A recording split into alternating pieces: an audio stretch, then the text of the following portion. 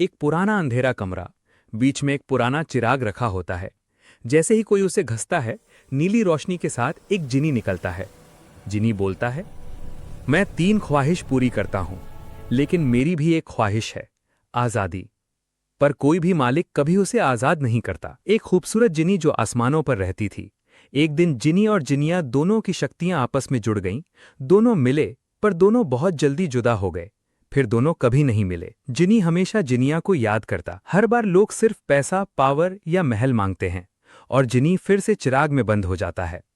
जिनी धीरे से बोलता है, काश कोई मुझे भी आज़ाद कर देता। एक सीधा साधा लड़का अयान अपनी माँ के साथ रहता है।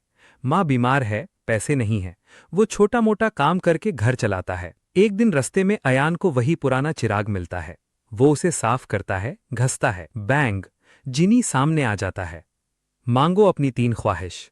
अयान डर जाता है, कुछ नहीं मांगता। जब माँ की तबीयत और खराब होती है, तब अयान रोता हुआ कहता है, मेरी माँ ठीक हो जाए। जिनी उसे ठीक कर देता है। अयान बाकी विशेष भी सिर्फ अच्छे काम के लिए यूज करता है, न पैसा न महल। जिनी हैरान है, तुम अलग हो, पहली बार किसी ने मुझसे दोस्ती की है। आजादी की विश। जिनी धीरे से कहता है, मेरी लास्ट ख्वाहिश है आजादी। मैं एक इंसान की जिंदगी जीना चाहता हूं, पर कोई भी मुझे कभी आजाद नहीं करता। अयान सोच में। अयान कंफ्यूज हो जाता है। अगर जिनी चला गया तो उसकी मदद कौन करेगा? Last wish. अगली सुबह अयान कहता है, मेरी तीसरी विश, तुम आजाद हो जाओ। ब्रा! जिनी शॉक हो जाता है। जिनी एक इंसान बन जाता है। जिनी बहुत खुश होता है।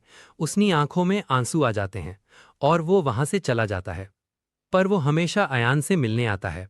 एक दिन फिर जिनी अयान से मिलने आता है और जिनी और जिनिया की पूरी स्टोरी बताता है कि वो कैसे अलग हुआ।